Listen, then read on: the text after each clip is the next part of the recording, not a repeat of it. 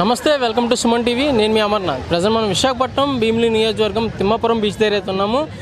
శివరాత్రి పర్వదినాన్ని పురస్కరించుకొని చాలా విశేషంగా పూజలు అయితే జరిగిన విశాఖపట్నంలో. అటువంటి పర్వదినాన్న శివరాత్రి మరుసటి రోజు అయితే కనుక అందరూ సముద్ర స్నానాన్ని అయితే ఆచరిస్తారు. సో ప్రజెంట్ అయితే కనుక మనం తిమ్మాపురం తీరంలో అయితే ఉన్నాము. సో ఇక్కడ ఏదైతే ఇక్కడ ఉన్నటువంటి గ్రామస్తులు అండ్ అలానే కొంతమంది నరేష్ అండ్ టీం అయితే కనుక ఈ యొక్క స్నోతో ఏదైతే ఐస్ ముక్కలతో అయితే కనుక ఒక శివుడిని తయారు చేసి పెట్టారు. చెక్కింది కూడా నరేషే. సో ఆయన ఏంటంటే ఇక్కడ ఉన్నటువంటి భక్తులు ఎవరైతే వచ్చి సముద్ర స్నానం ఆచరిస్తారో ఈ యొక్క శివలింగాన్ని దర్శించుకుంటారని ఒక సదుద్దేశంతో అయితే కనుక పెట్టినట్టు తెలుస్తుంది. సో ఒకసారి నరేష్తో మాట్లాడి మరిన్ని వివరాలు తెలుసుకునే ప్రయత్నం చేద్దాం. నమస్తే సార్.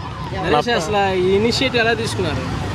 సార్ మాది చేపల తిమ్మాపురం విలేజ్. మాది ఫ్రెండ్లీ బస్ యూత్ ఆధ్వర్యంలో వీళ్ళందరూ కూడా మా ఫ్రెండ్స్ మా అందరూ కూడా ఒక టీం మా అందరిది కూడా ఈ యొక్క సమక్షంలో మేమైతే ఈ సంవత్సరం కొత్తగా ఈ బీచ్లు అనేది వచ్చిన పర్యాటకుల కోసమని నెక్స్ట్ అలాగే భక్తుల కోసమని ఇదైతే ఏర్పాటు చేయడం అయితే జరిగింది సార్. దీన్ని ఏర్పాటు చేసినందుకు మా టీం అండ్ నెక్స్ట్ అలాగే వచ్చిన భక్తులందరూ కూడా చాలా హ్యాపీగా ఫీల్ అవుతున్నారు. మీరే తయారు చేశారా? నేనే తయారు చేశాను సార్. నేను లాస్ట్ 10 years నుంచి కూడా నేను ఇలాంటి ఐస్ కార్వింగ్స్తో సంబంధించినవి అమ్మవారి విగ్రహాలు నెక్స్ట్ అలాగే ఈ ఐస్తో ఈ శివలింగం కూడా నేను తయారు చేయడం అయితే జరుగుతుందండి. ఓకే, అంటే ఐస్ క్యూబ్స్ అలా మార్కెట్లో పర్చేస్ చేసి తీసుకొచ్చి మనకు కావాల్సిన షేప్ ఐస్ కార్వింగ్ మీరు చేస్తారు బేసికల్లీ ఇప్పుడు మన ప్లాంట్ నుంచి మామూలుగా ఐస్ అనేది మనం కొనుక్కుంటామండి. కొనుక్కొని తీసుకొచ్చి ఇక్కడికి వచ్చిన తర్వాత మా టీం అందరితో కూడా మనం కార్వింగ్ చేసి ఈ యొక్క శివలింగాన్ని అయితే మనం ఏర్పాటు చేస్తాం సార్. మనం సో సుమారు ఎంత ఖర్చు అయింది అంటారు సార్? సుమారు దాదాపు ఓవరాల్గా మెటీరియల్ కాస్ట్ వచ్చేసి దాదాపు 4-5 అయింది సార్. ఓకే. సో మీరు మామూలుగా కార్వింగ్ చేయడానికి ఎంత ఛార్జ్ చేస్తారు శివలింగానికి? మేము బయటకు వెళ్ళి కార్వింగ్ చేస్తే మాత్రం ఒక శివలింగానికి వచ్చేసి 3000 రూపీస్ కార్వింగ్ చేస్తాం సార్. ఛార్జ్ చేస్తామండి. ఎందుకంటే దీని కార్వింగ్ వర్క్ కూడా చాలా శ్రమతో కూడుకున్న వర్క్ అండి ఇదంతా కూడా. ఇలాగ ఐస్ బాక్స్ తోటి తయారు చేసిన ఈ శివలింగం ఎన్ని రోజులు ఉంటుంది మామూలుగా అయితే?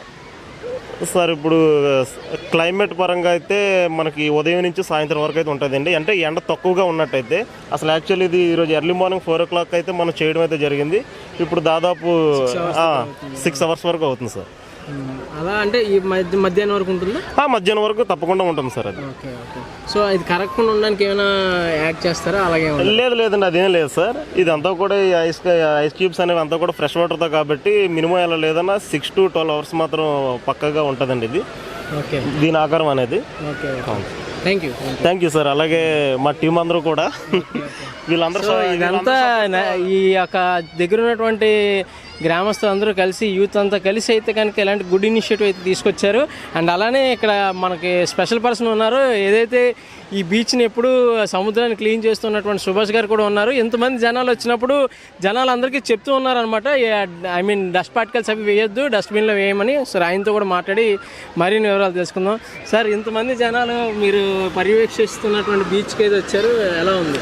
ఫస్ట్ ఆఫ్ ఆల్ ఈ మన నరేష్ వాళ్ళ ఫ్రెండ్స్ వాళ్ళు కలిసి ఇక్కడ చేసిన ఈ శివలింగం ఒక న్యాచురల్ పర్పస్, అది కాన్సెప్ట్.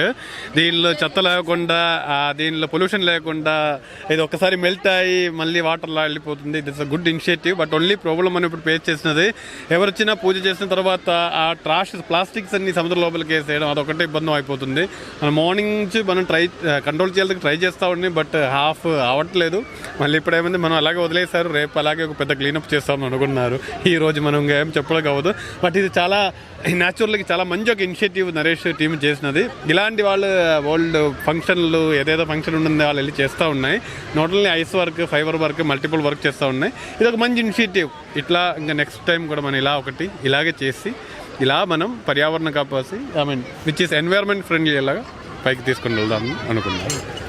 సో చూశారు కదా, ఏదైతే మహాశివరాత్రి పురస్కరించుకొని అత్యంత ఘనంగా అయితే కనుక పూజా కార్యక్రమాలు పూర్తి చేసుకొని సముద్ర స్నానం ఆచరిస్తున్నటువంటి భక్తులకి ఈ యొక్క శివలింగాన్ని దర్శించుకునే అవకాశాన్ని దీన్ని తయారు చేసి స్వహస్తాలతో అండ్ అలానే వాళ్ళ ఖర్చులతో అయితే కనుక శివలింగం అయితే ఏర్పాటు చేయడం జరిగింది.